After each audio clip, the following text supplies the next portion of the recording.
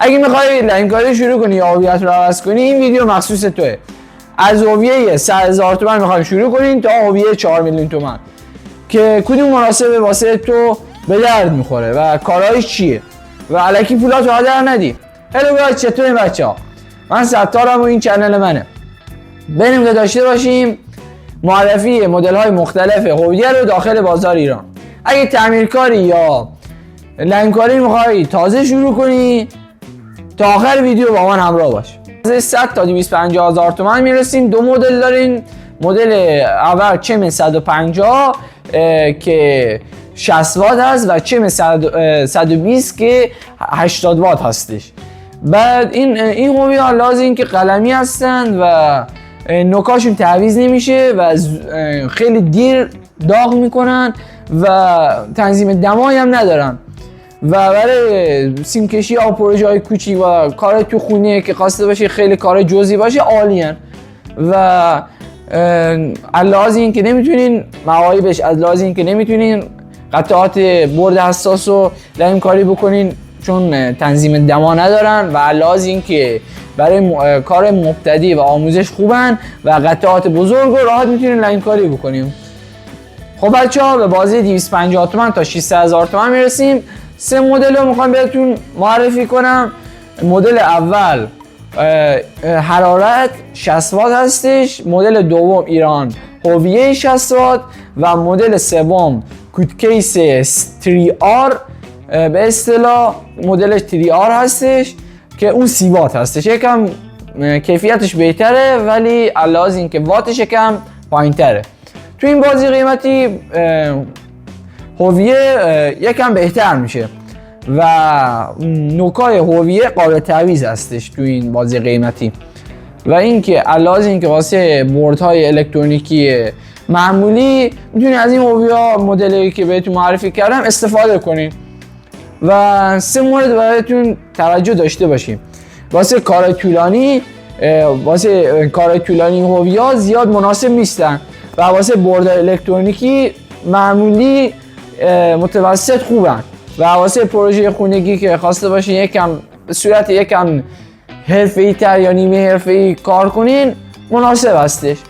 ولی بازی قیمتی بعدی خیلی بهتر از این هویه‌ای که الان بهتون معرفی کردم.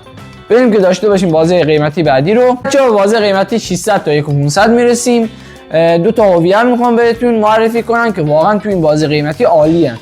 یکی مدلی که من تهیه کردم سومو هستش که واقعا کار نیمه حرفه‌ای رو میتونی راحت باش انجام بدی و واقعا هویه عالی هستش. و مدل دوم کایلیو 60 وات مدل کا 505 و این مدل که سومو که من تهیه کردم اینم 60 وات هستش که واقعا زود داغ میشه و کارهای لاین کاری راحت میتونی باش انجام بدی به صورت نیمه حرفه‌ای و تو این بازی قیمتی واقعا واسط کار میکنه. تو این بازی قیمتی این هویه. خب میرسیم و سه مورد باید مورد توجه داشته باشیم. مورد اول میتونیم باهاشون راحت تعمیرات برد رو انجام بدیم، قطعات SMD رو انجام بدیم و واسه یوتیوبرها و آدمهای نیمه حرفه‌ای و میخوان حرفه‌ای شروع کنن خیلی عالیه تو این بازی قیمتی. خب بریم به بازی قیمتی 1,500,000 تا 4 تومن میرسیم. تو این بازی قیمتی واقعا دستمون باز هستش. علاوه خریدن هویه هیتر هوای گرم و هوای سرد تو این بازی قیمتی داریم. هویه‌های ژاپنی رو داریم و هویه‌های مدل‌های معروف رو تو این بازی قیمت داریم. خب حالا من 4 مدل یا 5 مدل واسهتون نام میبرم. هویه حالا اشتباه نکنم من میخونم واسهتون. هویه سرامیکی 40 وات مارک مدل TU 1903B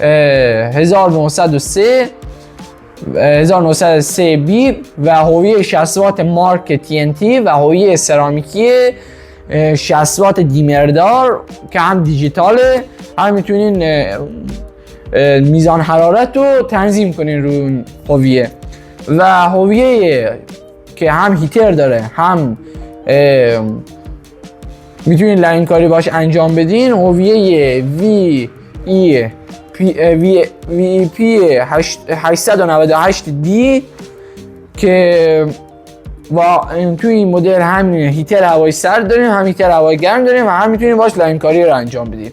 و توی این بازه قیمتی واسه چه کسایی مناسبه؟ واسه کسایی که کار بردهای حساس انجام میدن، واسه کسایی که کارهای درآمدی رو انجام میدن و کسانی که تعمیرات موبایل انجام میدن که لحاظ هیترش رو لازم دارن. و تو این بازه قیمتی هستش. حالا به من بگو تو کدوم بازه قیمتی میخوای هوویا بگیری؟ زیر 300,000 تومان یا بالای 1 میلیون تومان؟ و تو کامنت ها حتما واسم بنویس و لایک و سابسکرایب یاد نره، چون که ویدیو بعدی در مورد سیم لحیم و روغن لحیم میخوایم صحبت کنیم، چون که اگه هویت هم جنس خیلی عالی هم باشه، بدون روغن لحیم هویت خوب کار نمیکنه. تا ویدیو بعدی، خدا نگهدار.